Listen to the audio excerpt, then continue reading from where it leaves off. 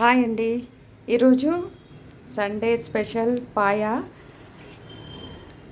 చేస్తున్నాను. చూడండి, 4 లెగ్స్ తెచ్చేసి మంచిగా క్లీన్ చేసేసి ఎలా వండుతానో మీకు క్లియర్గా చూపిస్తాను. చూసి ట్రై చేయండి.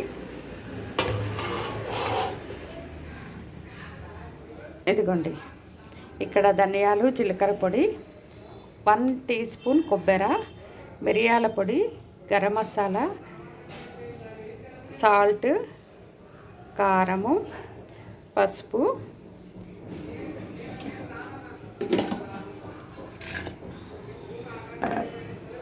ఇదిగోండి ఆనియన్స్, ఒక 2 ఆనియన్స్ కట్ చేశానండి. మళ్ళీ 1 టీ స్పూన్ అల్లం వెల్లుల్లిపాయ పేస్ట్, కొత్తిమీర, పుదీనా. మళ్ళీ స్టార్ట్ చేస్తాను.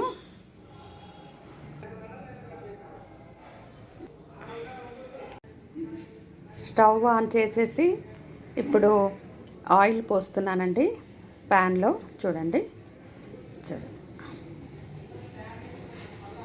ఎక్కువ లెగ్స్ అయితే కొంచెం ఆయిల్ ఎక్కువ పడుతుంది. నేను 4 లెగ్స్ తెచ్చాను.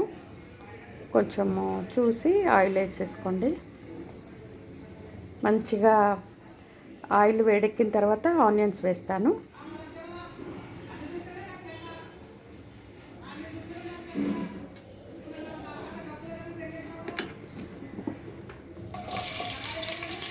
ఆనియన్స్ వేస్తున్నానండి.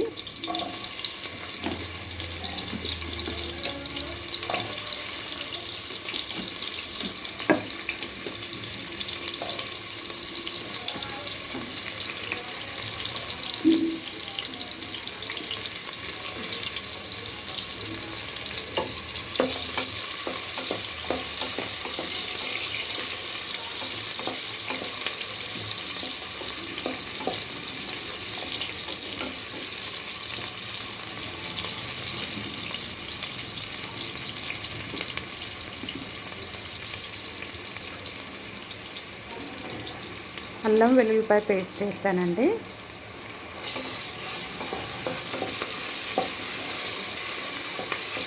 చక్కగా నీట్గా చేసుకుంటే బాగుంటుంది.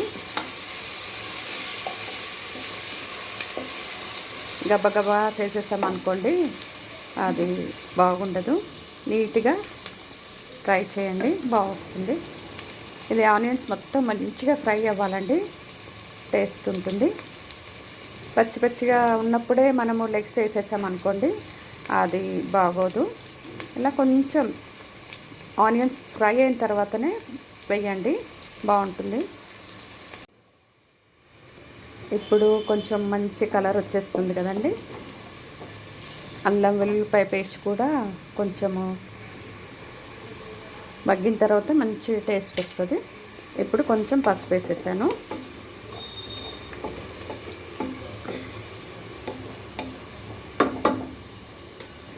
కంగారు పడకుండా మెల్లిగా చేసుకోండి. సూపర్ పాయా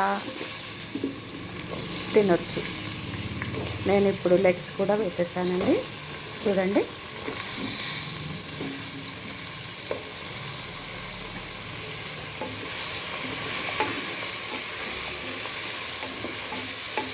ఇది మంచిగా లెగ్స్ అన్నీ మంచిగా ఫ్రై అయిన తర్వాత అన్ని మసాలాలన్నీ వేస్తానండి.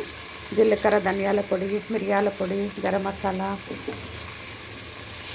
కారము, మళ్ళీ ఉప్పు అన్నీ వేసేస్తాను. కొంచెం ఒక 2-3 మినిట్స్ కొద్దిగా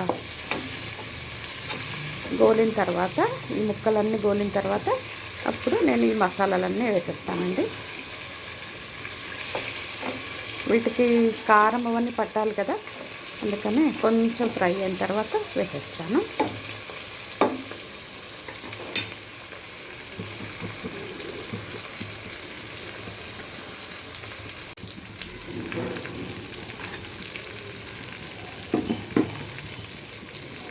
పాయా బోన్స్ కొంచెం ఫ్రై అయినాయి కదండి. అయిన తర్వాత ఇవన్నీ ఇంకా వేసేస్తున్నాను ఒకేసారి. మిరియాల పొడి, కారము, ఉప్పు, ధనియాల పొడి, 1 టీ స్పూను కొబ్బరి వేసానండి. ఎందుకంటే కొబ్బరిగా అవుతుందని చెప్పేసి అందరూ ఇష్టపడరు. పిల్లలైతే అస్సలే ఇష్టపడరు. అందుకని చెప్పి కొంచెము వేసినట్టు వేస్తే ఆ పిల్లలకు తెలియకుండా తినేస్తారు. లేకపోతే కొబ్బరి వేసావు కదా నేను తినను అంటారు. అలా కాకుండా వాళ్ళకు నచ్చినట్టుగా చెప్పి తినిపించాలండి. బాగుంటుంది. ఒక 2-3 మినిట్స్ ఇలా కారం అవన్నీ ముక్కలకు పట్టిన తర్వాత అప్పుడు ఎంత మనకు గ్రేవీ కావాలో అప్పుడు మనము వాటర్ వేసి చూపిస్తానండి. అప్పుడు ప్రెషర్స్ పెడదాం. ఒక 8-9 అట్లా ప్రెషర్స్ పెట్టి సిమ్లో కూడా ఒక 40 మినిట్స్ ఉడికితే సూపర్ పాయ రెడీ అవుతుందండి.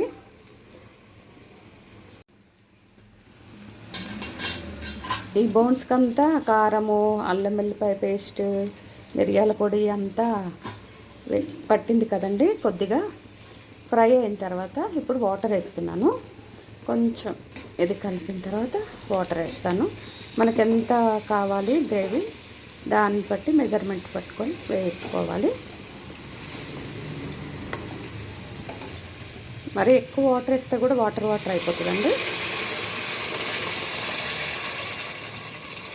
కొంతమంది టమాటా అట్లా కూడా అందరూ వేస్తారు. నేను వేయట్లేదు, దాని టేస్ట్ అంతా పోతుందని. మా చిన్నక్క బాగా చేస్తారు. ఎవరు చేసిన వంటలు వాళ్ళకే బాగా వస్తాయి పర్ఫెక్ట్గా. నేను కూడా అడిగి చేస్తూ ఉంటాను.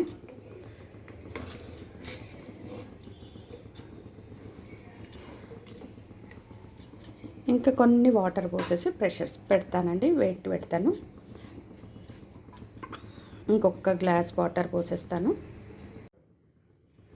ఇప్పుడు 3-4 గ్లాసెస్ వాటర్ పోసానండి. నాకు అంత గ్రేవీ కావాలని 4 గ్లాసెస్ వాటర్ పోసాను. తర్వాత ఇప్పుడు సాల్ట్ అన్నీ వేసేసాను. ఇప్పుడు టేస్ట్ ఏం చూడను. అయిన తర్వాత ఉప్పు ఏమన్నా తక్కువ అయితే మళ్ళీ వేస్తాను. ఇంకా బుక్కన ఇప్పుడే వేసేస్తే ఉప్పుగా అయిపోతుంది, కూర అంతా పాడైపోతుంది. అందుకని మంచిగా ఉడికిన తర్వాత వేస్తాను. తర్వాత అయిన తర్వాత కూడా మళ్ళీ చూపెడతాను. ఒక 8 ప్రెషర్స్ రావాలండి. ఎందుకంటే మంచిగా ఉడికిన తర్వాత మళ్ళీ సిమ్లో కూడా ఒక 1/2 అవర్ పెడితే ముక్క మంచిగా ఉడుకుతుందంట. అందుకనే అలా పెట్టి ట్రై చేస్తాను. మీరు కూడా ఇలా ట్రై చేయండి. చూడండి పాయ రెడీ అయిపోయింది అండి.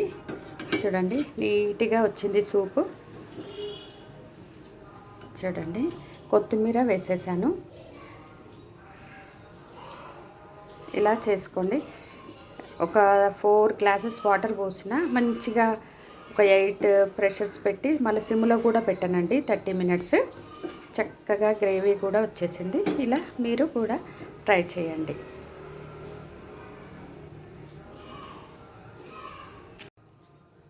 సూపర్ పాయ రెడీ అయిపోయిందండి. చూడండి మీరు కూడా ఇలా మంచిగా చేసుకొని ట్రై చేయండి.